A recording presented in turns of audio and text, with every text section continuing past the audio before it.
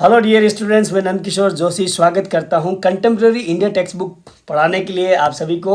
जो क्लास 9 की जियोग्राफी की सोशल साइंस की टेक्स्ट बुक है बच्चों, इसमें आपको प्रोवाइड हो रहा है समरी और लाइन बाय लाइन एक्सप्लेनेशन। जो आपको मिल रहा है उससे आपके जो भी डिफ़िकल्टीज़ दूर होगी, इसमें मदद मिलेगी। साथ ही साथ जो डिफ़िकल्ट वर्ड है उनकी भी मैं यहाँ पे आपको इजी अंडरस्टैंडिंग वाले वर्ड्स प्रोवाइड करने वाला हूँ। साथ ही हिंदी एक्सप्लेनेशन और ट्रांसलेशन, ताकि अच्छे से अंडरस्टैंडिंग आपको हो जाए। बच्चों, आज जो चैप्टर है हमारा इस वीडियो में वो है पॉपुलेशन। पॉपुलेशन क्या होती है? जैसा कि नाम से पता है कि जनसंख्या होती है, लेकिन संख्या यानी नंबर्स का ही इसका रोल नहीं होता है जनसंख्या का। हम इस चैप्टर में बहुत कुछ पॉपुलेशन डेमोग्राफी के बारे में समझेंगे। चलिए समझते हैं पहले एक सवाल से।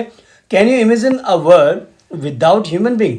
क्या इंसानों के बगैर की दुनिया, आप ऐसी कल्पना कर सकते हो? क्या ऐसी कोई दुनिया हो सकती है जहाँ पे इंसान बिल्कुल ना हो? तो मतलब यार दुनिया ही नहीं है तो फिर दुनिया में इंसान ही नहीं है, मतलब एक कन्फ्यूजन जैसा हमारे यहाँ पे फीलिंग आती है कि यार क्या करें।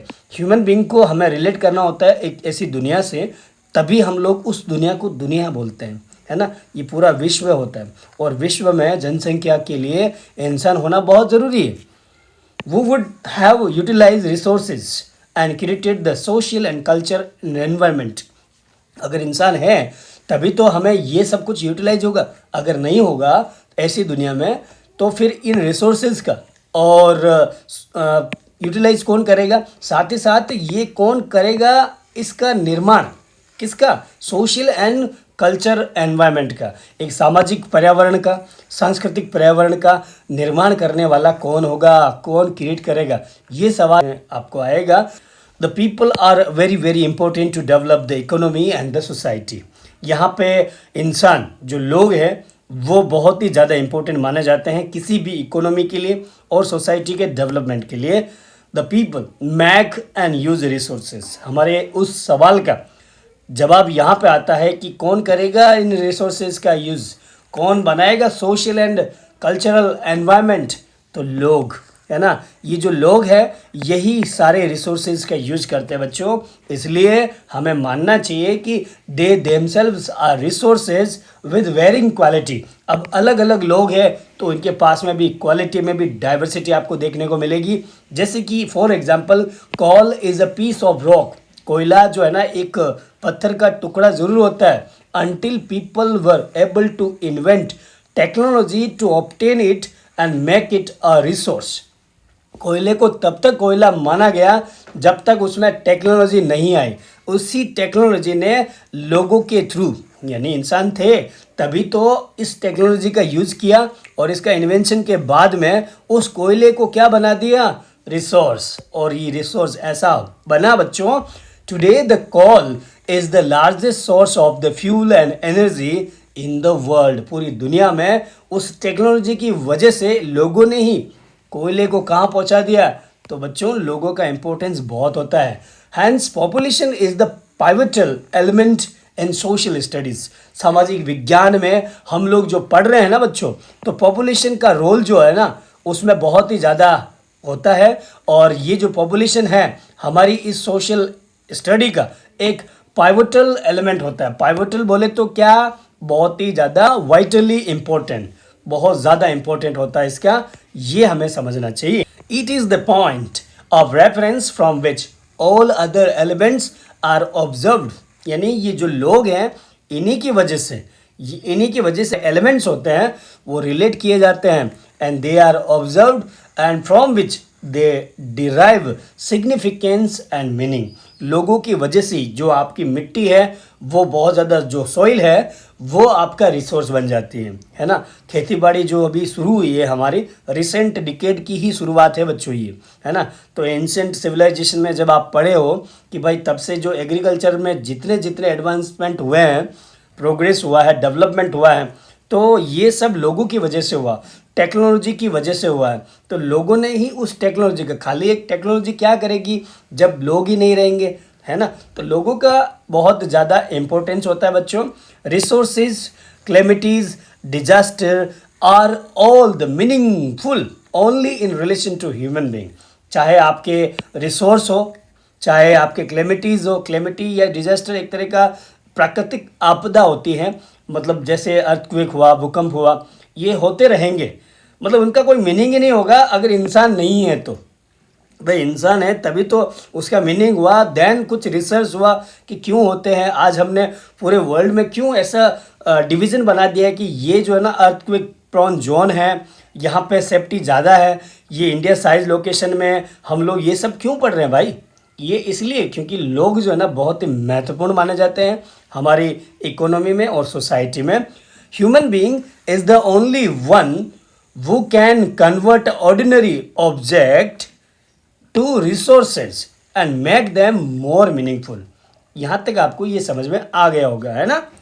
Natural events like a river flood or tsunami becomes a disaster only when they affect a crowded village or a town।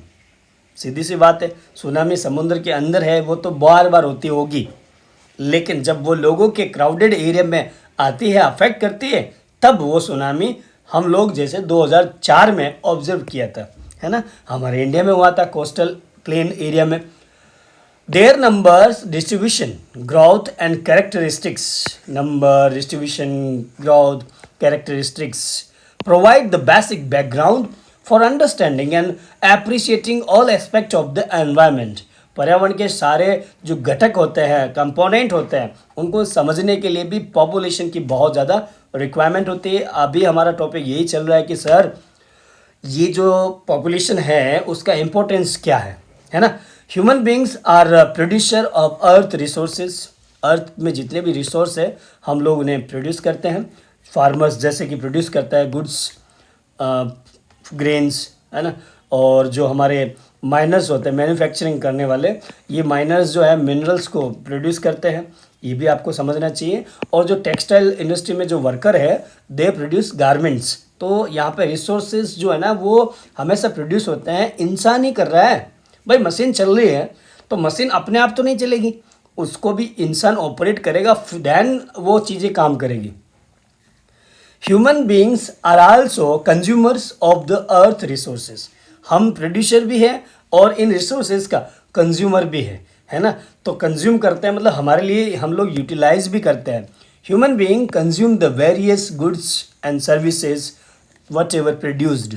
जो भी प्रोड्यूस हुई है उन सारी सर्विसेज का, गुड्स का, यहाँ गुड्स आपको मिलेगा, है ना, खाना ये गुड्स ही है ना। तो ये जो सर्विसेज है हम लोग उनका यूटिलाइज करते हैं, कंज्यूम करते हैं। Therefore, it's very important to know how many people are there in a country।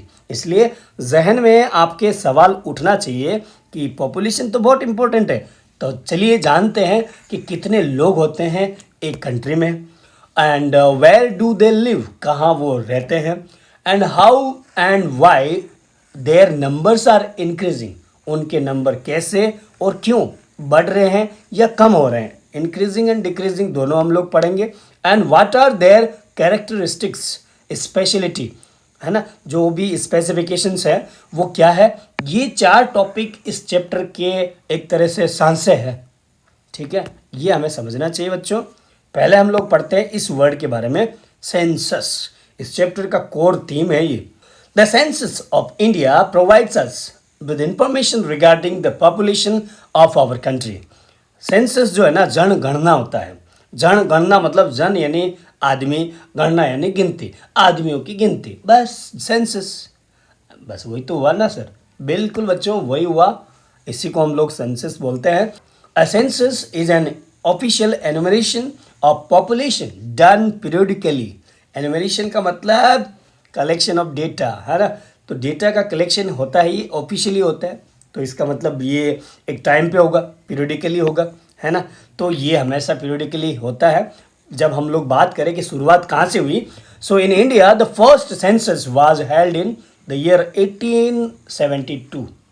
1872 में पहली बार जनगणना हुई थी भारत में, ये आपको पता होना चाहिए। अब आप बोलोगे सर 1872 में तो भारत ही नहीं था ना, बिल्कुल ब्रिटिश भारत में हुई थी 1782 में। उसके बाद में द फर्स्ट कंप्लीट सेंसस, इसका मतलब क्या हुआ, जो 1872 में जो हुई वो इनकम्प्लीट थी, मतलब पूरी गणना नहीं हुई, पहली बार जरूर हुई है, लेकिन जो कंप्लीट सेंसस हुआ वो हुआ हमारा 1881।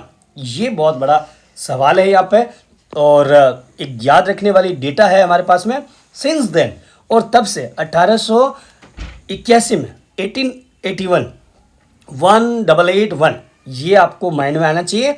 तब से जो है ना रेगुलरली एवरी 10 ईयर्स में हमारे जनगणना होते हैं, सेंसस होता है, ये हमें पता होना चाहिए एकदम clearly. We are primarily concern with 3 major questions about the population. जनसंख्या के बारे में हमारे पास में 3 जो है ना वो बड़े बड़े क्वेश्चन है इस चैप्टर में हम लोग उठाएंगे। पहला जो क्वेश्चन होगा वो होगा पॉपुलेशन साइज का एंड डिस्ट्रीब्यूशन का। ये पहला टॉपिक भी है और क्वेश्चन भी है। हम लोग इसके बारे में डिटेल में बात करेंगे कि भाई पॉपुलेशन का साइज़ क्या है। पॉपुलेशन साइज़ का मतलब क्या होता है बच्चों? पॉपुलेशन मतलब किस तरह से है, डेंसिटी उसकी कैसी है। डिस्ट्रीब्यूशन में मतलब हम लोग देखेंगे कि आपके अलग अलग स्टेट में कहाँ ज़्यादा है कहाँ कम है, ठीक है, ये हम लोग करने वाले हैं। How many people are there and कहाँ पे वो है। दूसरा जो सवाल होगा हमारा वो होगा population growth and process of population change. जनसंख्या की जो वृद्धि है वो कैसे होती है और उसमें उसके आकार में किस तरह से परिवर्तन होते हैं, है ना, ये भी हम लोग समझेंगे। How has the population growth and changed through time के साथ में कैसे बदलती है। Characteristics and qualities of the population, ये तीसरा बड़ा सवाल हम लोग इस चैप्टर में करने वाले हैं। What are their age, sex, composition, literacy levels, occupational structure and health conditions, ये सब इस characteristics and quality of the population में हम लोग पढ़ने वाले हैं। ये हमारा चैप्टर का कोर थीम हो जाएगा। अब हम लोग बात करते हैं, पहला जो क्वेश्चन है हमारा बिगेस्ट, वो है पॉपुलेशन साइज एंड डिस्ट्रीब्यूशन। शुरू करते हैं। India's population as on March 2011 stood at 1210 million. India की जो पॉपुलेशन 2011 तक जो थी वो 1210 मिलियन के आसपास थी, यानी कि 120 करोड़, जिसका मतलब ये हुआ कि पूरी जो वर्ल्ड है उसका 17.5% हमारे इंडिया में थी। यानी पूरी जो वर्ल्ड है ना उसका 17.5% हमारे यहाँ पे पॉपुलेशन थी और 82.5 वो बाकी की थी। ये हमें समझना चाहिए, ये कंप्लीट यहाँ तक आपको समझ में आ जाना चाहिए। इंडियाज़ डेंसिटी की अगर बात करें तो लगभग वो है 3.28 मिलियन स्क्वायर किलोमीटर, ये इसकी डेंसिटी है। These 1.21 billion people are unevenly distributed over our country's vast area of 3.28 million square kilometer। ये जो है ना हमारा एरिया है, इंडिया साइज़ एंड लोकेशन में हमने पढ़ा कि भाई ये इंडिया का एक साइज़ हो गया, तो उसके हिसाब से यहाँ पे अनइवनली डिस्ट्रीब्यूटेड है हमारा। और अगर हम बात करें तो 2.4% है हमारे जो इंडिया जो है ना पूरे एरिया वाइज अगर बात करें ना तो 2.4% ये हमने इंडिया साइज़ एंड लोकेशन वाले चैप्टर में भी पढ़ा था बच्चों। और जो बाकी है वो दुनिया का रहेगा, उससे कोई मतलब नहीं है। इस चैप्टर में पॉपुलेशन के डेटा जो है ना डेमोग्राफिक वो आपको समझना चाहिए। जियोग्राफिक डेटा हमने इंडिया साइज एंड लोकेशन में पढ़ा, ये पॉपुलेशन साइज एंड डिस्ट्रीब्यूशन है। द 2011 सेंसस डेटा रिवील्स, अब 2011 की जो जनगणना थी हमारी पॉपुलेशन या जनसंख्या की जो गिनती थी उससे बहुत सारी चीज़ें पता चलती है। क्या चलती है पता? यहाँ पे देखो, Uttar Pradesh with the population size of 199 million people is the most populous state of country. हमारे इंडिया में उत्तर प्रदेश जो है, ये इंडिया है, इंडिया में जो उत्तर प्रदेश है 199 मिलियन लोग यहाँ पे रहते हैं, जब सबसे ज़्यादा पॉपुलेशन यहाँ है। Uttar Pradesh accounts for about 16% of the country's total population. India का यहाँ पे अगर मैं बात करूँ तो वो 16% पॉपुलेशन हमारे यूपी में है, ये आपको पता होना चाहिए। हिमालयन स्टेट, जैसे कि ये जो है सिक्किम, ये हिमालयन स्टेट है, हिमालय में बसा हुआ, has a population of just 0.6 million, लगभग 60 लाख के आसपास यहाँ आपको जनसंख्या देखने को मिलेगी। हमारे हिमालयन स्टेट सिक्किम है। लक्षद्वीप ये यहाँ पे है ना, हैज़ ओनली 64,429 पीपल, यहाँ पे लगभग 65,000 के आसपास जो डिजिट है यहाँ पे मैं अंदाज़ा बता रहा हूँ, अप्रोक्सीमेट यहाँ पे लोग रहते हैं हमारे कंट्री के, ये भी हमारा कंट्री का पार्ट है। Almost half of the India's population lives in just 5 states. अब इंडिया में 28 स्टेट्स हैं, ये यहाँ पे बात हो रही है कि भाई पूरे इंडिया में केवल ऐसे 5 स्टेट्स हैं जहाँ पे आधी 50% पॉपुलेशन रहती है। कौन से? यूपी में आप देखो 199 मिलियन, सबसे ज़्यादा मोस्ट पॉपुलस हमारा स्टेट हो गया ना। फिर और कहाँ सर? बिहार में, ठीक है ना, पश्चिम बंगाल में और महाराष्ट्र में, और आपका पांचवा हो गया आंध्र प्रदेश में। इन 5 राज्यों में हमारे इंडिया की आधी जनसंख्या निवास करती है। बाकी आपके 28 में से 5 अगर लेस हो जाए ना 23 में, वो आधी है।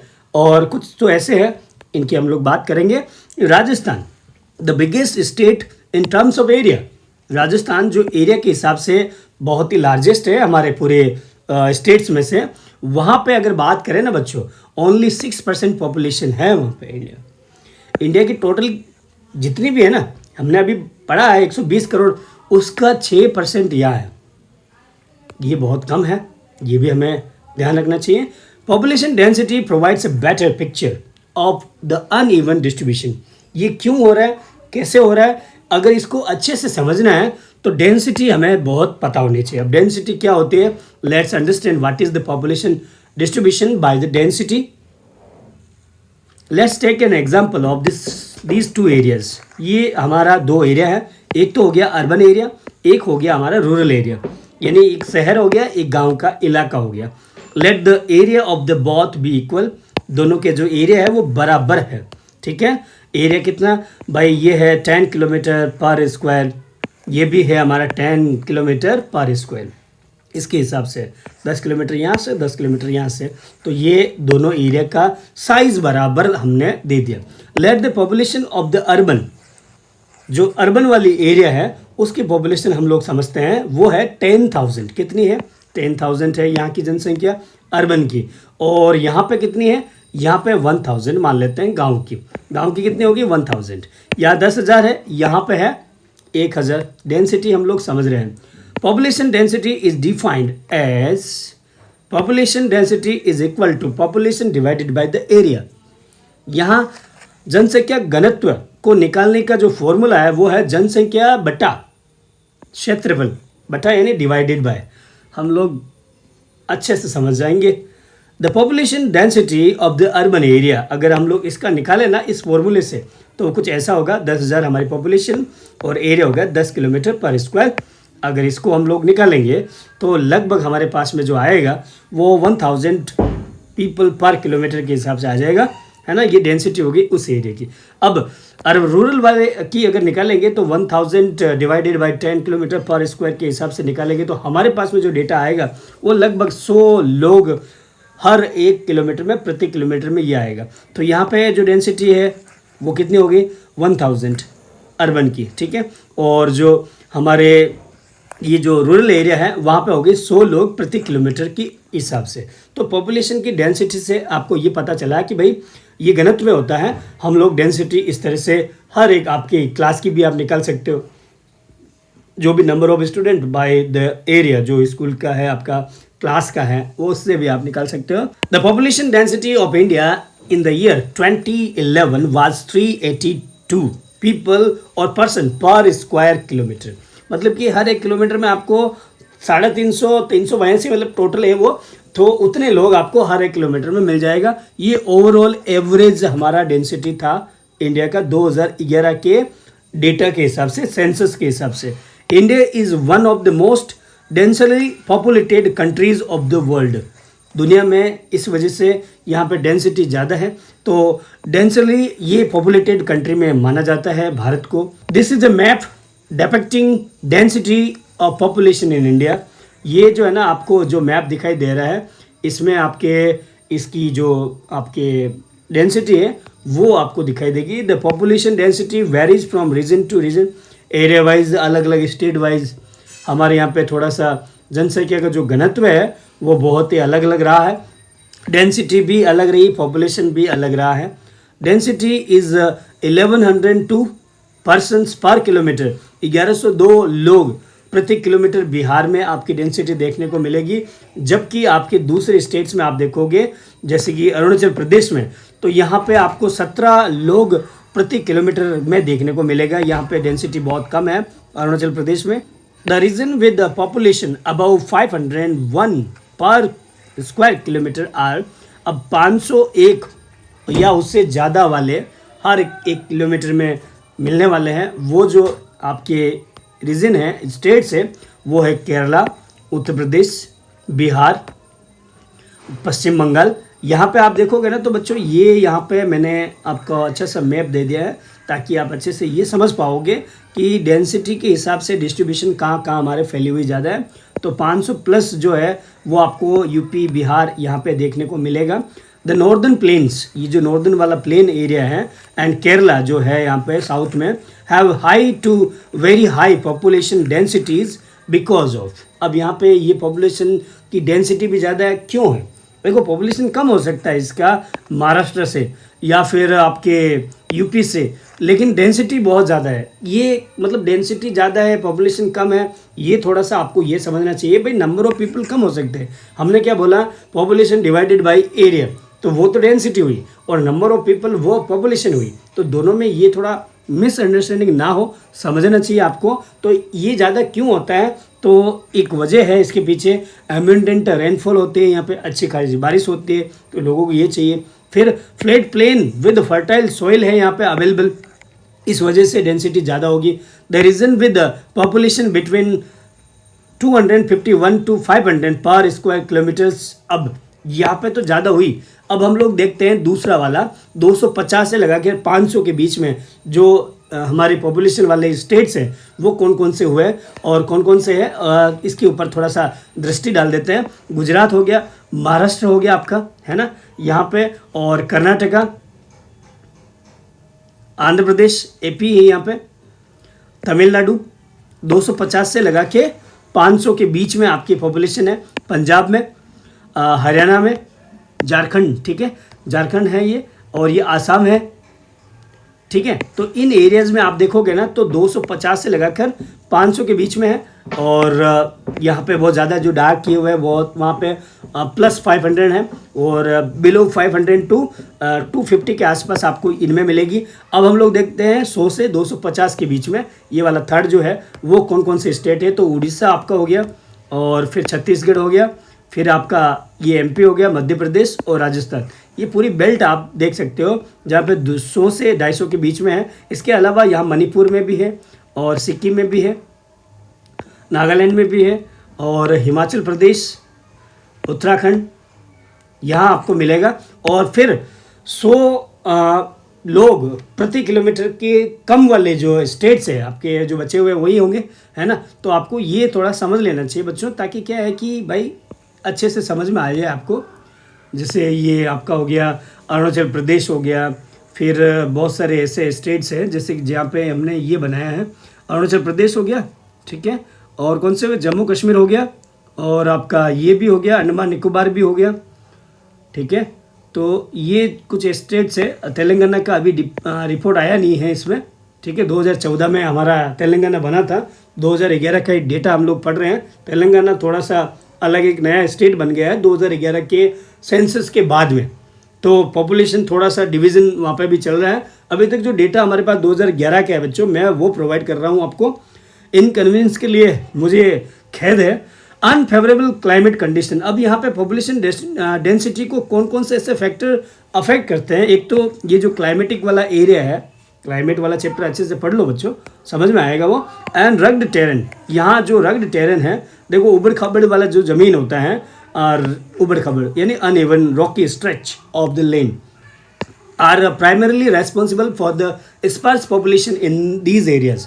अलग अलग एरियाज में मतलब एक बहुत ज़्यादा ओवर क्राउडेड क्यों है, कहाँ पे पॉपुलेशन कम है, तो ऐसे एरियाज़ में ये जो फैक्टर्स होते हैं आपके वो होंगे। तो इसलिए हमको ये थोड़ा समझना चाहिए कि population is a dynamic phenomenon होता है। डायनेमिक का मतलब होता है जो कंटिन्यूस आपके चेंज होती रहती है, ऐसी सिचुएशन होती है। The number of the distribution and composition of the population are constantly changing, वो बदलते रहता है इस वजह से। And population is the influences of the interaction of 3 process. 3 इसमें प्रोसेस होता है कि जनसंख्या कम हो रही है, बढ़ रही है, तो घट और बढ़ कैसे रही है वो हम लोग देखते हैं। पहला होता है बर्थ की वजह से, ज़्यादा जन्मे तो जनसंख्या ज़्यादा होगी, अगर जन्म थोड़ा है, जन्म दर यानी बर्थ रेट कम है तो पॉपुलेशन कम हो जाएगी, एक तो फैक्टर ये।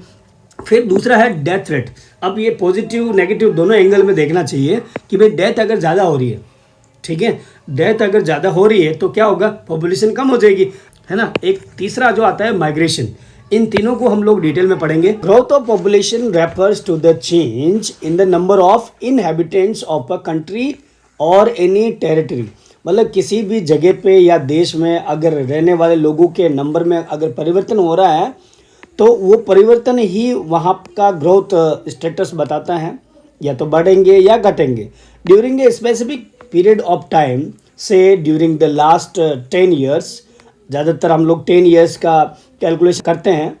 सच a change can be expressed in 2 way. 10 सालों का ये जो चेंजेस है वो 2 तरीक़ों में होता है। एक तो होता है एब्सोल्यूट नंबर्स में, यानी कि उनकी संख्या डिजिट में कम होती है, या फिर परसेंटेज में उनमें बदलाव देखने को मिलता है ना। जैसे कि हमारे यहाँ पे एक magnitude and rate of India's population growth rate के डेटा है 1950 से लगा के 2011 के हिसाब से। अगर हम बात करें टोटल जो पॉपुलेशन मिलियन में है तो 1951 में वो थी हमारे 361 मिलियन थी, जो आज 2011 जो आपका डेटा है सेंसस हुआ था लास्ट, उसके हिसाब से 1210.2 मिलियन के आसपास है ये। और ये जो एब्सोल्यूट जो है इसमें इंक्रीज इन डिकेड्स ये आपके सामने है, और ये है उसका ग्रोथ रेट यानी परसेंटेज में। तो ये नंबर में है कि भाई कितना, मतलब वहाँ पे ये चेंजेस आपको नंबर में दिख रहा है ना, और उसकी रेट यहाँ पे लिखी हुई है कि इस हिसाब से। तो अगर हम लोग देखें ना तो 1.5 से लगाकर 2% के हिसाब से हमारी यहाँ पे जो है पॉपुलेशन का ग्रोथ रेट होता गया है। ये सारे के सारे नंबर है, एब्सोल्यूट नंबर्स है जो यहाँ पे ऐड होते हैं, है ना। तो ये आपको समझ में आना चाहिए, that is the magnitude of increase. अब हम लोग इसी में सीखेंगे पॉपुलेशन ग्रोथ का। It is obtained by simply subtracting the earlier population. जो पहले की जनसंख्या है उसका आगे वाली जनसंख्या से माइनस हम लोग कर लेते हैं ना, तो हमें पता चल जाता है कि भाई कितना नंबर बड़ा है। ये कॉमन सेंस है। From the latest population, for example that of 2001 की अगर बात करें हम लोग, तो 2001 में आपको पता है कि भाई कितनी जनसंख्या है 1028, और 1991 में कितनी है जनसंख्या हमारी। तो इनका दोनों का क्या हो जाएगा, माइनस हो जाएगा। माइनस जैसे हुआ तो ये जो है आगे वाला डिजिट आपके एब्सोल्यूट इंक्रीज के बारे में बता देगा, और यहाँ पे इसका परसेंटेज है। ये एग्जांपल के साथ में आप आराम से वीडियो को पॉज करके देख सकते हो।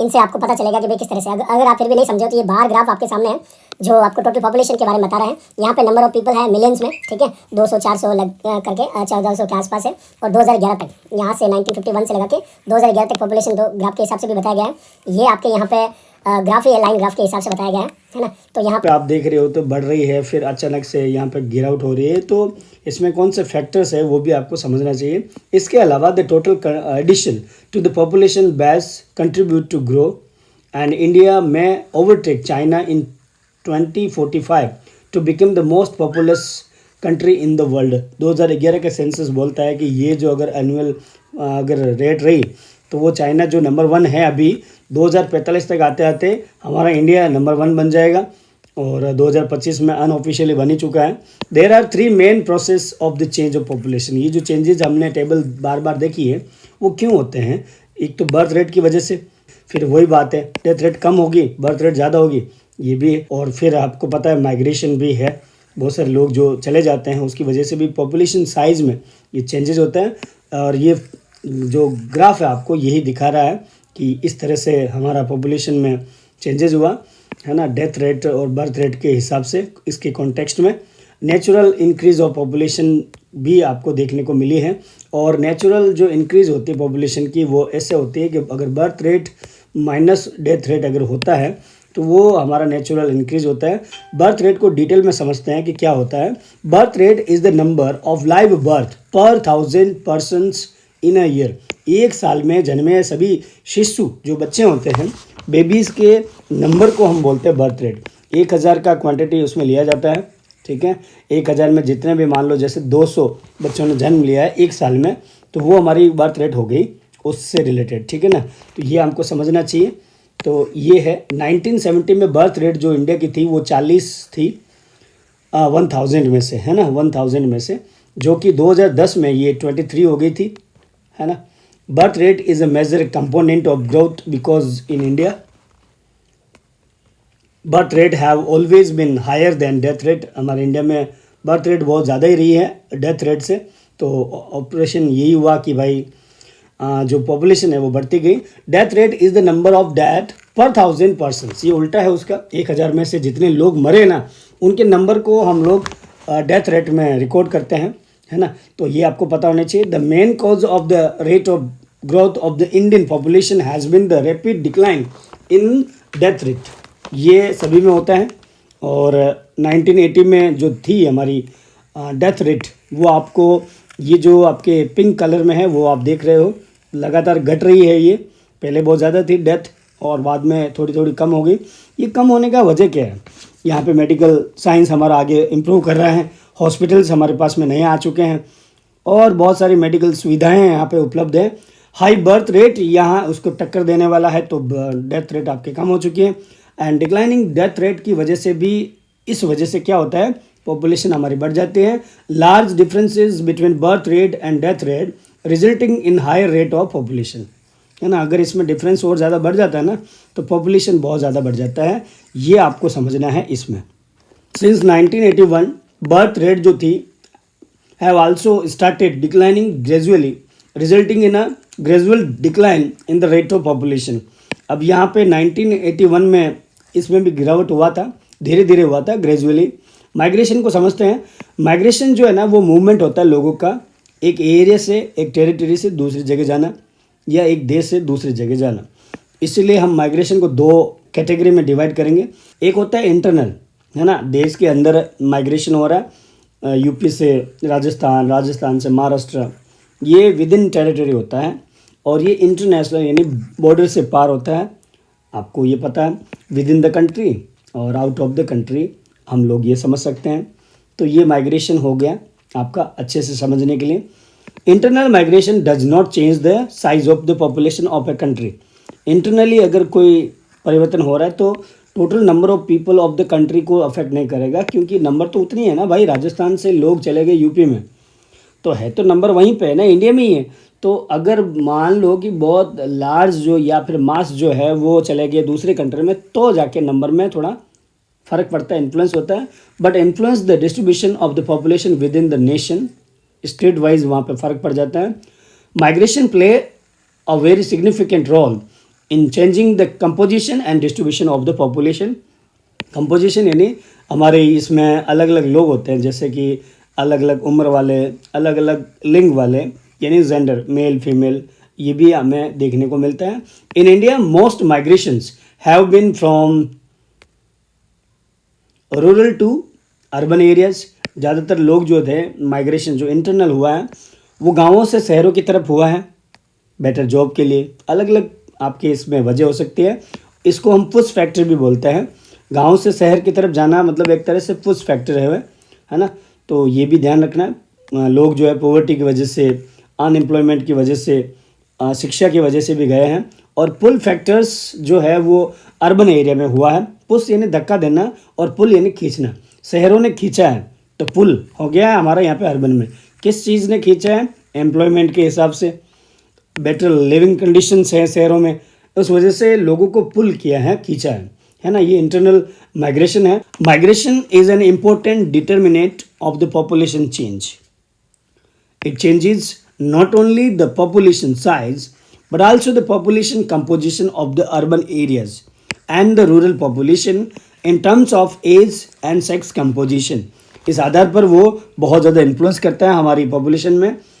इन India the rural urban migration has resulted, अब यहाँ पे भारत में ये जो गांवों में और शहरों की तरफ लोगों का जो पलायन हो रहा है उसकी वजह से बहुत कुछ चेंजेस देखने को मिला है। जैसे study increase in the percentage of the population in cities and town, शहरों में और उनके कस्बों में, टाउन यानी जो गांव से थोड़ा बड़ा होता है, तो वहाँ पे उनके परसेंटेज का नंबर बढ़ गया है।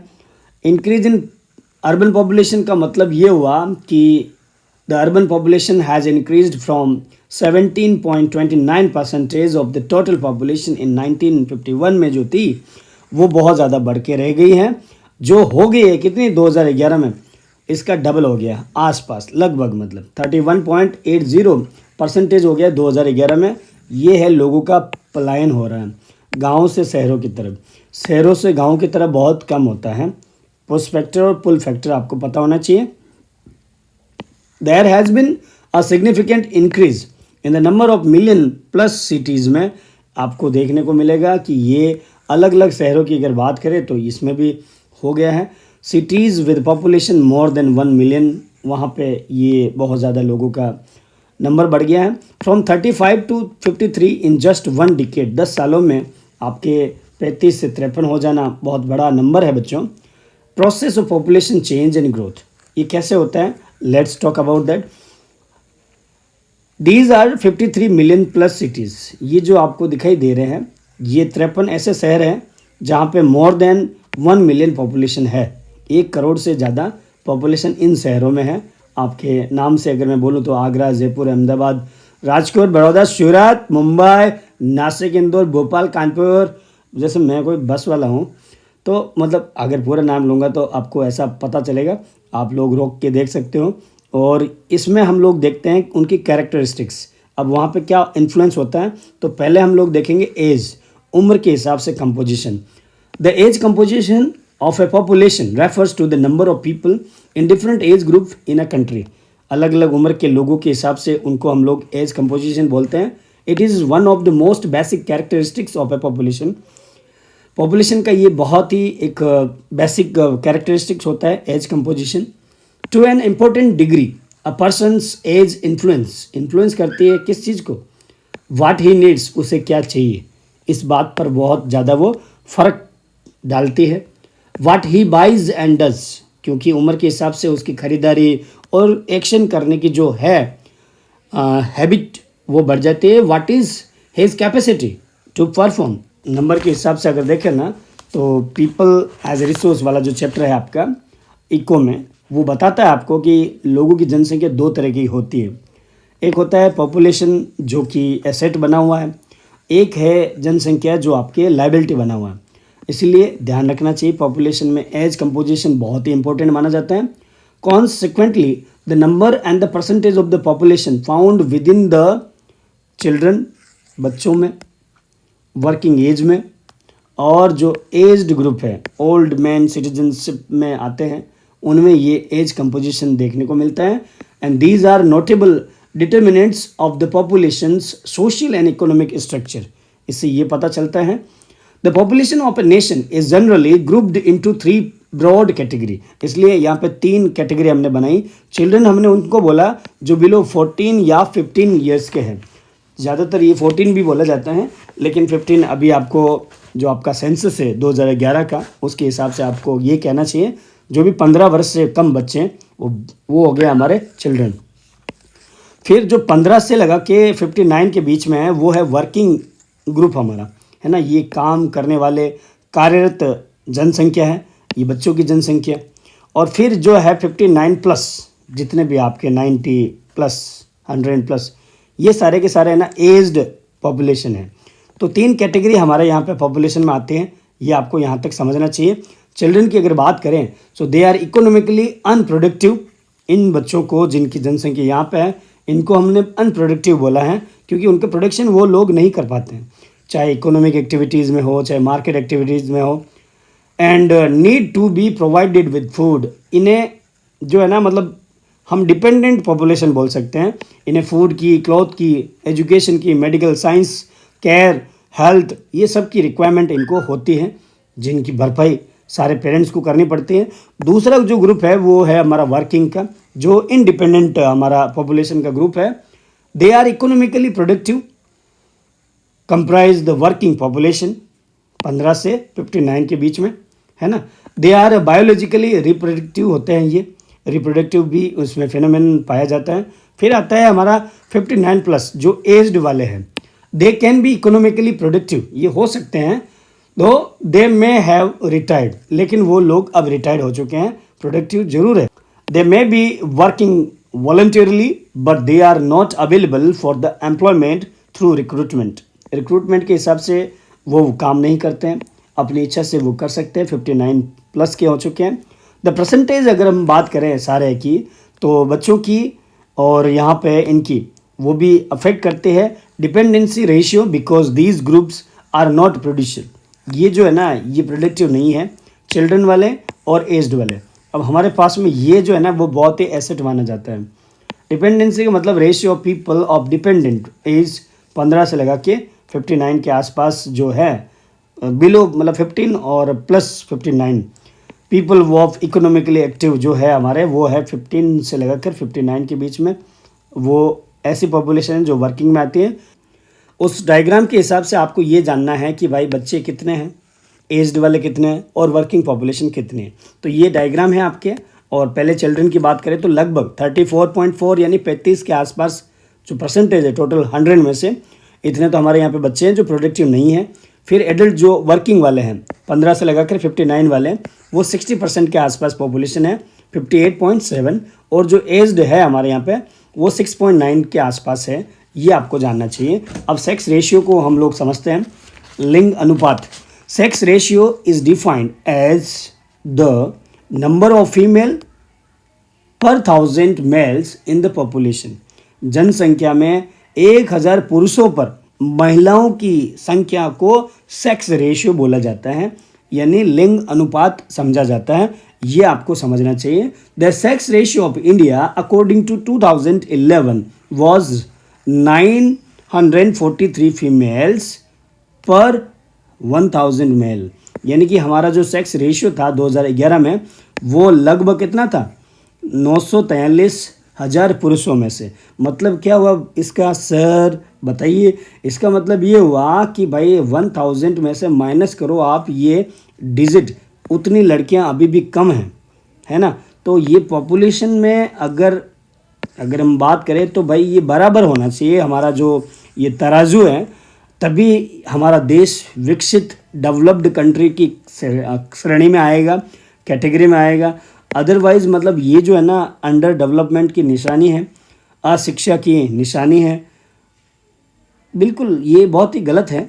लेकिन हैरान होने की बात नहीं है, अलग अलग स्टेट में हमारे अलग अलग ये रेशियो हैं, which is quite unfavourable towards the woman and woman empowerment की वजह से ये इनका पलड़ा ज़्यादा हो जाता है, उनका मतलब बहुत कम हो जाता है. तो ये बहुत ही गलत है हमारे लिए. ये सही होना चाहिए सेक्स रेशियो. ये कुछ टेबल है जो 1951 से लगाकर 2011 के हिसाब से आपको बताई जा रही है. अभी जो हमने बोला 2011 का जो लास्ट सेंसस है हमारे पास में, वो इतना रहा है. यहाँ से यहाँ आप देखोगे ना, तो कभी बढ़ा है कभी घटा है. और यहाँ जो 1991 में ना बहुत ही कम रहा है सेक्स रेशियो, 1000 मेल में से है ये. तो ये हमको समझना चाहिए. ये आपको मैंने यहाँ पे अच्छे से समझा दिया है. ये पूरी टेबल बनी है, ये साल है सेंसस की ईयर, है ना. हर 10 सालों में होता गया और फिर आप देखते हो कि भाई ये सेक्स रेशियो बहुत ज़्यादा डिक्लाइन होता जा रहा है. Why has the sex ratio in the country always remain unfavourable to the females. महिलाओं के लिए ये लिंग अनुपात इतना अनफेवरेबल क्यों रहा है? इसकी वजह हमारी एक ट्रेडिशन है, हमारे बिलीफ हैं, हमारे रिचुअल्स हैं. लोग जो है ना चाहत रखते हैं मेल बॉय की बर्थ में, और जो इन्फेंट होते हैं बेबीज़ को सेक्स डिटर्मिनेशन चेक भी करवाते हैं. तो ये सारे जो चीज़ें हैं ये हमारे सेक्स रेशियो को घटा देते हैं. इसको हमें रोकना चाहिए. अनफेवरेबल कंडीशंस है ये. India there is a tradition believe that male are important than female. सोचने वाली बात है, जिसकी वजह से सेक्स रेशियो आपका कम हो जाता है. ये इलीगल टर्मिनेशन होता है फीमेल का, जो फर्टिस में यानी शिशुओं का बर्थ से पहले मर जाना या मार दिया जाना. Poor nutrition, neglect of mothers who give birth to a female child, ऐसी हालत हो जाती है. इसमें वजह जो हम लोग बात करें ना, तो डोवरी, डेथ्स ऑफ फीमेल, दहेज के लिए भी, ये सब चीज़ें हैं जो हमें ये बताती हैं कि हम लोग नारी शक्ति को कम समझ रहे हैं. ये बहुत बड़ी भूल कर रहे हैं. लेकिन कुछ ऐसे स्टेट्स हैं जहां नारी शक्ति अभी भी बहुत ही प्रज्वलित है, बहुत ही ज़्यादा इंक्रीजिंग है। 2011 का ही सेंसस अगर हम केरला के कॉन्टेक्स्ट में बात करें सेक्स रेशियो का, तो वहाँ 1000 मेल में से 1084 फीमेल है वहाँ पे। मतलब सेक्स रेशियो वहाँ पे ज़्यादा है, वहाँ पे पुरुष आपके कम पड़ रहे हैं। 84 वहाँ पे ज़्यादा है, मतलब यहाँ पे फीमेल ज़्यादा है, ये हमें समझना चाहिए, है ना। तो ऐसे है, जबकि हरियाणा में आप देखोगे ना, यही दृष्टि वहाँ डालोगे तो वहाँ पे 1000 पुरुषों में से केवल 877 ही वहाँ फीमेल है। मतलब लगभग कितनी कम हो जाएगी यहाँ पे 3 अगर मैं करूँ तो आपके पास में हो जाएगा 80 23, है ना। तो 23 मतलब यहाँ पे आप देखोगे ना तो फीमेल कम है। तो ये बहुत ही एक सोचने वाली बात है। तो ये अनइवन डिस्ट्रीब्यूशन हो रहा है सेक्स रेशियो का भी। This information is an important social indicator to measure the extent of equality. जो समानता की बात हम लोग करते हैं ना, उसके कॉन्टेक्स्ट में इस चीज़ को सोशल इंडिकेटर मानते हुए हमें समझना चाहिए between male and female in a society at given time. The sex ratio in the country has always remained unfavorable to the female. में हमारे इंडिया में ये अनफेवरेबल ही रहा है। इसीलिए वुमन एम्पावरमेंट, बेटी पढ़ाओ बेटी बचाओ, ये बहुत सारे कैंपेन हम सुनते हैं। वुमन एम्पावरमेंट, नारी सशक्तिकरण आंदोलन, मी टू जैसे बहुत सारे ऐसे कैंपेन भी हमने चलवाए हैं। Empowerment of population specially woman through education will go a long way to improve the sex ratio. अगर पूछा जाए आपको कि भाई सेक्स रेशियो अनफेवरेबल है तो क्या करें हम लोग, तो आपको ये बोलना चाहिए सर कि एजुकेशन को बढ़ाना चाहिए, इससे यहाँ पे सेक्स रेशियो आपके बराबर हो जाएगा। फिर वुमन एम्पावरमेंट जैसे कैंपेन चलने चाहिए, वुमन में ये जो रिजर्वेशन है वो मिलना चाहिए, ताकि क्या है पॉपुलेशन में उनकी भी इक्वालिटी हो सके यार, ये हमें समझना चाहिए। अब हम लोग ये देखते हैं लिटरेसी रेट, यानी कि जो हमारे यहाँ पे शिक्षा का जो स्तर है वो कैसा है, लिटरेसी रेट, एजुकेशन लेवल कैसा है। Literacy is a word very important for the quality of a population. ये पीपल एज रिसोर्स वे में आपने पढ़ा था, है ना। क्यों ऐसा है भाई, तो हम लोग ये समझते हैं obviously only an informed and educated citizen can make intelligent choice. ये सबको पता है, पॉपुलेशन जो है अगर एजुकेटेड रहेगी, इन्फॉर्म्ड रहेगी, अपडेटेड रहेगी तो इंटेलिजेंट चॉइस उनके हाथ में रहेगी। It may be related to the personal and professional life and so on, बहुत ही ज़्यादा। And undertake research and developmental project जो हमारे इंडिया के लिए अपने लिए भी कर सकते हैं। Low level of literacy rate are a serious obstacle for economic growth और इम्प्रूवमेंट। हमेशा अगर लिटरेसी रेट कम रही तो वो भी हमारे अंडर डेवलपमेंट की निशानी है। A person aged 7 years and above who can read and right. अब लिटरेट किसको बोलोगे आप, मतलब शिक्षित या एजुकेटेड किसको बोलोगे, जो 7 साल का है या उससे ज़्यादा है और रीड और राइट कर सकता है। With understanding in any language, कोई भी एक भाषा का उसे थोड़ा बहुत पता है, उसे हम बोलते हैं शिक्षित, यानी गंवार नहीं है वो। अगर लिखना बोलना आता है, एक भाषा में बात कर सकता है लैंग्वेज में, और 7 साल से प्लस में है, 7 year मिनिमम रखा गया है लिटरेसी रेट को काउंटिंग करने के लिए, ये हमें पता होना चाहिए, तो उसको हम बोलते हैं literate. There has been a steady improvement in the literacy level in India. अब 1901 से लगा के अगर हम लोग आंकड़ा देखें ना, 2011 का जो सेंसस है, तो इसमें हमेशा स्टडी इम्प्रूवमेंट हुआ है, लगातार बढ़ोतरी देखने को मिली है। ये तो चलो ओवरऑल लिटरेसी रेट में हमने अच्छा किया है भाई, है ना। Literacy rate in the country as per the census of 2001 was, 2001 में अगर हम बात करें वो कितनी थी, 64% इसमें, है ना। यहाँ पे 2001 थी, ये देखो ये हमारा यहाँ पे परसेंटेज में है ना नंबर, ये परसेंटेज में होना चाहिए, और ये आपकी ईयर है, ठीक है ना, ये ईयर हो गया। अब यहाँ पे 10% से बिलो थी 1901 में, सोचो आप, है ना। 10% लोग ही पढ़े लिखे थे 1901 में, और जब आज़ादी मिली हमको ना, ये देखो इन दोनों के बीच में यहाँ पे देख लो, तो लगभग 15-20%, लगभग ज़्यादा से ज़्यादा 30-25 मान लो यार, एक वहाँ पे इतनी थी। अब आप देखोगे ना तो बहुत ज़्यादा ये बढ़ रहा है। मैं तो बोल रहा हूँ कि भाई ये इस बोर्ड से बाहर निकल जाएं, सब लोग पढ़ें, है ना, पढ़ेंगे तभी तो बढ़ेंगे भारत के लोगों। एंड इन 2011 अगर बात करें वो 73 है आज का डेटा लिटरेसी रेट हमारा। लिटरेसी रेट फॉर मेल के लिए अगर बात करें तो अब मेल और फीमेल में भी अलग है। 2001 में अगर बात करें ना तो वो है पुरुषों के मध्य शिक्षा का जो अनुपात है वो 75% रहा है 0.26, जबकि फीमेल का ये मेल के ही है 2011 में ये था 80, ठीक है, ये मेल के बारे में है।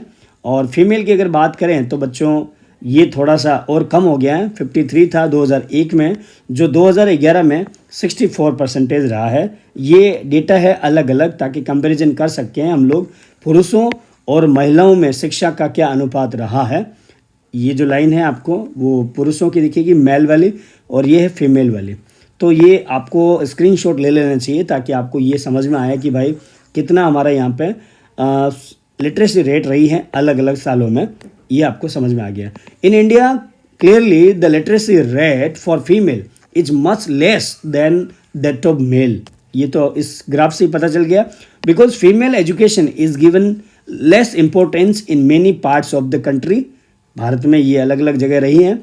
अब हम लोग देखते हैं ऑक्यूपेशनल स्ट्रक्चर, यानी धंधे के जो हमारे व्यवसाय के structure. The percentage of population that is economically active, कौन सी थी वो, 15 से 59, is an important index of the development. In India the percentage of working population जो है वो अभी हमने बात किया 60 के आसपास है, यानी 58.7% है। That is India's biggest strength है, हमारी वो ताकत है। As more than half of the population is an active population. क्यों? क्योंकि भाई 58 है, मोर देन 50% है, वो एक्टिव है हमारे इंडिया में, कंट्रीब्यूट करती है कंट्रीज़ की इनकम में, जीडीपी को बढ़ाने में, ग्रोथ को बढ़ाने में, ओवरऑल सब कुछ अच्छा कर देते हैं।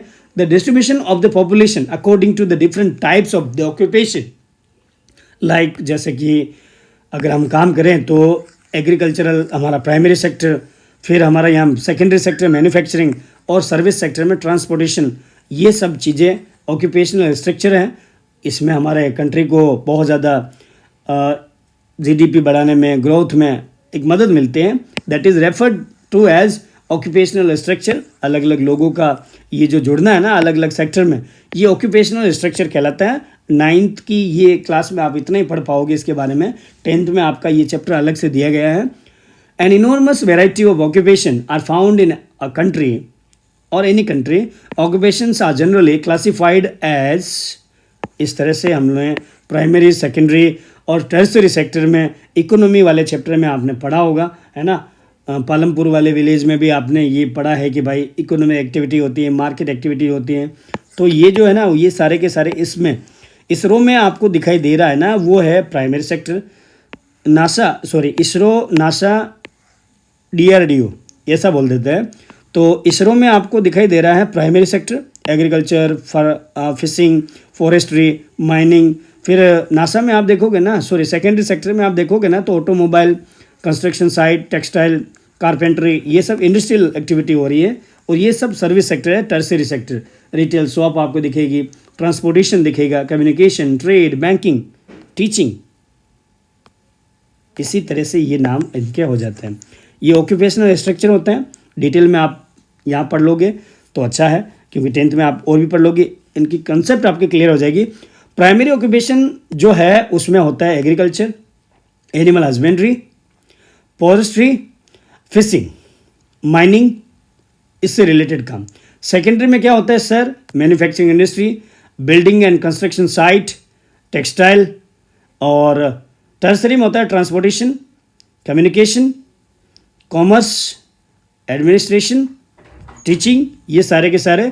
The proportion of people working in different activities varies in developed and developing countries में अलग अलग होती है आपकी इनकी जनसंख्या। डेवलप्ड नेशंस अगर बात करें वो है developed Nations that have a high proportion of people in secondary and tertiary sector में अगर ज़्यादा लोग जुड़े हुए हैं उनको हम बोलते हैं डेवलप्ड कंट्री। ये आपको स्ट्रक्चर आपको बताएगा। और यहाँ पे एक ग्राफ से भी आप पाई चार्ट से भी देख पाओगे, जैसे कि अमेरिका में 3% ऑफ पीपल वर्क, यहाँ पे बहुत कम उनका नंबर है जो बाकी सारे के सारे सेकेंडरी और टर्सरी सेक्टर में जुड़े हुए हैं, तो डेवलप्ड कंट्री हो गया। 27% जो है वो सेकेंडरी में है और 70% लोग सर्विस सेक्टर में अमेरिका में आपको देखने को मिलेगा। डेवलपिंग कंट्री में थोड़ा स्ट्रक्चर अलग हो जाता है। डेवलपिंग कंट्री में आप देखोगे तो उसका ज़्यादातर जो पॉपुलेशन है वो एग्रीकल्चर में, फॉरेस्ट्री में, माइनिंग में और फिशिंग में और इन चीज़ों में लगे रहते हैं। जैसे इंडिया में 2012 के आंकड़ों के हिसाब से अगर बात करें तो हमारी जो पॉपुलेशन 50% इंडिया की रही है वो प्राइमरी एक्टिविटी में ज़्यादातर इन्वॉल्व रही हैं। मोर देन 50% खेती बाड़ी में हमारा स्ट्रक्चर घुमा रहा है। जबकि ये अगर बात करें proportion of population dependent and on secondary sector is about 13%। ये 13% हमारे यहाँ पे सेकेंडरी में रहा है पॉपुलेशन। कंपेरिजन अगर आप आराम से कर पाओगे तो आपको समझ में आएगा कि कौन कहाँ पे है। In India over a period of 10 years और ज़्यादातर एक पीरियड में हिसाब से there has been an occupational shift in favour of secondary and tertiary. इसमें बहुत ज़्यादा चेंजेस हमको अभी देखने को मिले हैं कि लोग जो है ना प्राइमरी से हटके यहाँ पे आए हैं। इसके पीछे वजह जो थी ना वो थी इंडस्ट्री और अर्बनाइजेशन, यानी लोग शहरों की तरफ जा रहे हैं गाँवों से निकल के, और लोग जो है ना वर्कर के रूप में इंडस्ट्रीज़ में बहुत ज़्यादा ऐड हो रहे हैं और इंडस्ट्रियलाइजेशन बहुत ज़्यादा फैल रहा है। इस वजह से आप देखोगे तो प्राइमरी से लोग सेकेंडरी में आए हैं और सेकेंडरी से टर्सरी सेक्टर में लोगों का पलायन चल रहा है। अब हेल्थ के बारे में हम थोड़ा सा देख लेते हैं। Health is an important component of the population composition which affect the process of the development. Sustained efforts of government programs have registered significant improvement in the health conditions of the Indian population. The health situation in India has now improved. इस वजह से हमारा death rate में भी बहुत ज़्यादा गिरावट आई है। 1951 में अगर देखें तो 25% डेथ रेट थी जो घट के कम हुई है 7 के आसपास। और लाइफ एक्सपेक्टेंसी रेट क्या होती है? इसी एक एज ग्रुप होता है जैसे 65 के आसपास, 60+ हम बोल सकते हैं, वहाँ तक लोग जो है ना जिए, वो हमारी होती है लाइफ एक्सपेक्टेंसी। जो पहले जो थी ना वो थी हमारी लगभग 2011 में अगर देखें ना तो 67 के आसपास है ये, जबकि 35-36 के आसपास लोग मर जाते थे पहले के टाइम। आज इस हेल्थ ने उनकी लाइफ एक्सपेक्टेंसी रेट बढ़ा दी है ना। कुछ लोग, ये एवरेज है बच्चों, कुछ लोग 90+ भी जाते हैं, 100+ भी आ जाते हैं। किसी के दादा दादी 100+ है ना, मेरी दादी भी है। तो मतलब हम लोग ये समझ सकते हैं कि भाई ये जो है ना मतलब एक ओवरऑल है और एवरेज की बारे में बात कर रहे हैं। तो ये कब अच्छा होगा? जब हमारा हेल्थ अच्छा होगा, है ना, ये हमें समझना चाहिए। The substantial improvement is the result of many factors. ये जो है ना इसके पीछे बहुत सारी वजह होती है, जैसे कि पब्लिक हेल्थ में इम्प्रूवमेंट हो जाना, प्रिवेंशन ऑफ इन्फेक्शन डिजीज़, जो भी वायरल जो आपके रोग है उनकी रोकथाम करना, application of modern medical practices in diagnosis. आज हमारे यहाँ पे अच्छी दवाइयाँ, अच्छे लैब, अच्छे डॉक्टर्स, हॉस्पिटल्स ये हो जाना, इसकी वजह से भी हेल्थ में इम्प्रूवमेंट होता है। ट्रीटमेंट ऑफ एलिमेंट्स, अब यहाँ पे अलग अलग सर्विस सेक्टर से अलग अलग हमारे ऑर्गन्स होते हैं, उनके स्पेशलिस्ट डॉक्टर की हमारे यहाँ पे अवेलेबिलिटी, ये भी हमारे को अच्छा हेल्थ प्रोवाइड करती है। इनके अलावा भी हमारे यहाँ पे आप देखोगे ना, so these are the health situation is a matter of major concern for India.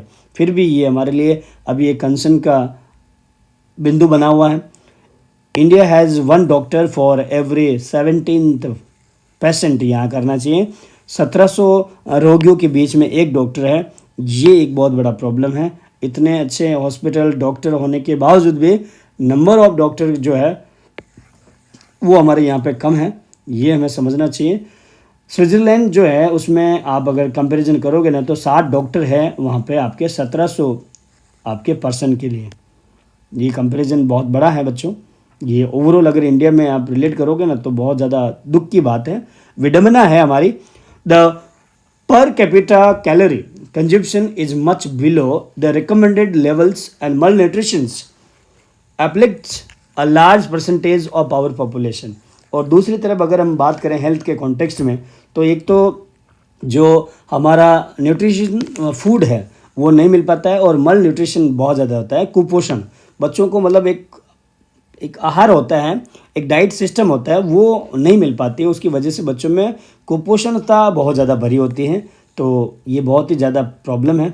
Per capita में पर्सन है, मल न्यूट्रिशन एक ऐसा कंडीशन है that refers to the result from eating a diet in which nutritions are not enough, है ना, जो पर्याप्त आहार नहीं मिलता है उसकी वजह से। और इस वर्ड का मीनिंग होता है ट्रबल्स, यानी कि मुसीबत देना, तकलीफ देना।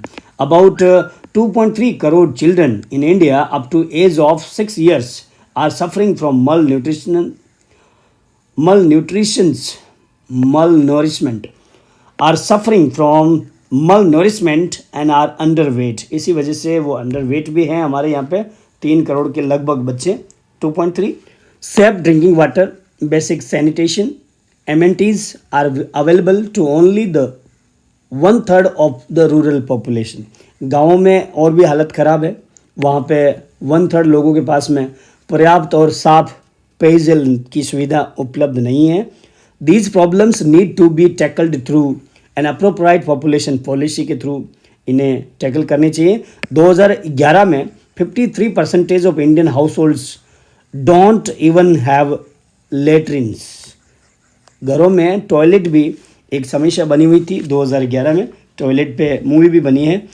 तो ये एक मतलब क्या है, ये है भाई कि आपका अगर हेल्थ की अगर बात करें ना तो ओवरऑल हमें सब कुछ सोचना चाहिए। ऐसी सिचुएशन थी। अब हम लोग बात करते हैं एडोलसेंट पॉपुलेशन, जो यूथ वाली हमारी कैटेगरी है, भारत के युवा जनसंख्या के बारे में। किशोर अवस्था जो है ना भारत की सबसे बड़ी और एक इम्पोर्टेंट फीचर है हमारे टोटल पॉपुलेशन का। और यहाँ पे इंडिया में अगर बात करें ना तो 10 से लगाकर 19 एक रफ आंकड़ा आप मान लो, 10 से 20 साल के जो बच्चे हैं उन्हें एडोलसेंट यानी किशोर अवस्था के बच्चे बोलते हैं, हम लोग मानते हैं। टोटल पॉपुलेशन और एडोलसेंट का यहाँ पे बना हुआ है आपका पाई चार्ट, उससे आप ये समझ पाओगे। They are most important resource for the future. हमारे कंट्री के लिए ये बड़े रिसोर्स वाले बंदे होते हैं। Nutritions requirements of the adolescents are higher than those of a normal child और एडल्ट। जो हमारे पापा है उम्र में बड़े और जो हमसे छोटे बच्चे हैं 7-8 साल के, उनसे अगर हम कंपैरिजन करें फूड में या न्यूट्रिशंस में तो उनको बहुत ज़्यादा अच्छी डाइट की रिक्वायरमेंट होती है ना। ये मल न्यूट्रिशन का ये एक एग्जांपल यहाँ पे है। Poor nutrition can lead to deficiency and stunt growth. पूरे के पूरे मतलब जो है ना, मतलब पेट कहाँ है, कमर कहाँ है, एकदम मतलब एक तरह से फ्लैट बन जाता है, फ्लैट में रहते हैं ना बच्चे। तो ये सब हमें नहीं समझना है। हमें ये समझना चाहिए कि भाई एडोलसेंट जो पॉपुलेशन है वो उसका भी एक रोल होता है। और ये क्यों मतलब हमारे लिए इम्पोर्टेंट है, क्योंकि इन्हें बहुत ज़्यादा न्यूट्रिशन की रिक्वायरमेंट होती है। पुअर न्यूट्रिशन जो है ना उसकी वजह से डेफिशिएंसी हो सकती है। डेफिशिएंसी का मतलब ये हुआ कि मतलब कुपोषण वगैरह, मल न्यूट्रिशन हो सकता है ना। और स्टंटेड ग्रोथ का मतलब क्या हो गया, it means it is a reduced growth rate in human development. मतलब आप बड़े तो हो गए हो लेकिन अभी भी बचपन सा दिमाग है आपका, तो ऐसा सिचुएशन हो सकता है। अलग अलग कई होती हैं। ये क्यों होता है, एक तो मल न्यूट्रिशन की वजह से चाइल्डहुड में हो जाता है, बचपन में ही, और मल न्यूरिश्ड मदर की वजह से भी आपको अफेक्ट देखने को मिलता है ना ये। But in India the diet available to the adolescents is inadequate in all nutrients. अगर हम बात करें ना इंडिया में तो ये जो डाइट है वो अभी भी एडिक्वेट नहीं है। A large number of adolescent girls suffer from anaemia की वो शिकार हो रखी है। Their problems have so far not received adequate attention in the process of development. The adolescent girls have to be sensitized to the problems whatever they confront. ये भी सामने आना चाहिए जो भी problems हैं। Their awareness can be improved through the spread of literacy and education. वो सामने कैसे आएगा, जब literacy और education बढ़ेगी तब ऑटोमेटिकली आ जाएगी। अब हम लोग यहाँ पे NPP के बारे में पढ़ेंगे, नेशनल पॉपुलेशन पॉलिसी हमारी क्या बोलती है। Recognizing that planning of the families would improve individual health and welfare. उनके हिसाब से फैमिली वेलफेयर प्रोग्राम शुरू हुए जिनका कहना था कि to promote responsible and planned parenthood on a voluntary basis, है ना, हम दो हमारे दो, इस तरह का प्रोग्राम वो हुआ था।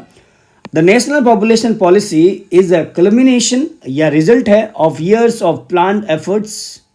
उसी की वजह से हमारे यहाँ पे पॉपुलेशन का और हमारे कंट्री का दोनों का डेवलपमेंट होता है। Imparting free and compulsory education up to 14 years of the age, reducing infant mortality rate to below 30% per thousand live birth, achieving universal immunization of children against all vaccine presentable disease, promoting delayed marriage of for girls। NPP बाद में 2000 में भी आई, 1952 के बाद में। Identified adolescents as one of the major section of the population that need greater attention. ये बोला गया कि भाई ये 10 से 20 वाले बच्चे हैं, एज ग्रुप वाले, उनको बहुत ज़्यादा अटेंशन की रिक्वायरमेंट है। दिस पॉलिसी जो एनपीपी 2000 में आई थी, it put greater emphasize on greater important requirements of the adolescents की जो है फूड की। Generally adolescents require 2800 calories per day. अगर आपकी उम्र 10 से 20 के बीच में है, आप एडोलसेंट हो, आपको एक दिन में 2800 कैलोरीज का फूड लेना चाहिए। ये न्यूट्रिशन रिक्वायरमेंट भी बोला गया। Protection from unwanted pregnancy and sexually transmitted disease से भी आपको बचना चाहिए। HIV, एड्स वगैरह ये जो हैं, ये बहुत ही भयंकर और लाइलाज बीमारियां हैं। इस 10 से 19 साल का जो एज ग्रुप है, ये इसमें बहुत सारे भटकाव देखने को मिलते हैं, तो इससे लोगों को बचाना चाहिए, बच्चों में शिक्षा होनी चाहिए। It call the programme that aim towards encouraging delayed marriage and child bearing. Nutrition भी अच्छा हो सके, हेल्थ भी उनका अच्छा हो सके। Education of adolescents about the risk of unprotected sex के बारे में भी लोगों में शिक्षा होनी चाहिए। खाली हंसने, दांत दिखाने जैसी बातें नहीं होनी चाहिए। बहुत सारे बच्चे डाइवर्ट हो जाते हैं या फिर मतलब एक तरह से हल्के में ले लेते हैं, जिनकी वजह से बहुत ज़्यादा उनको उनके फ्यूचर में प्रॉब्लम्स देखने को मिलती हैं। ये हमें समझना चाहिए। Making contraceptive services accessible and affordable. जो भी ये जो सर्विसेज है वो एक्सेसिबल होनी चाहिए, लोगों की पहुंच के पास में होनी चाहिए, अफोर्डेबल होनी चाहिए, है ना। तो ये भी उस पॉलिसी में बोला गया। Providing food supplements and nutritional services भी लोगों को देनी चाहिए। खाली हमें फास्ट फूड, जंक फूड पे रिलाई नहीं होना चाहिए। Strengthening legal measures to prevent child marriage. बाल विवाह के ऊपर रोकथाम भी होना चाहिए। Child marriage according to Indian law is a marriage where the woman is below of 18 years and the man is of 21 year. तो बच्चों, आज हम लोग इस चैप्टर के आखिर में आ चुके हैं और मैं आपको थैंक यू बोलता हूँ। Always keep learning. Happy learning के साथ में आग लगा दी है, तो प्लीज़ लाइक एंड सब्सक्राइब आपका बनता है ना, डेफिनेटली, ताकि हम लोग मिलते रहेंगे। और जाते जाते बच्चों, एक हमारा बेल आइकन है, उसको भी घंटी के आइकन पे दबाते जाइएगा। मिलते हैं हमारे नेक्स्ट वीडियो में। Bye bye, take care.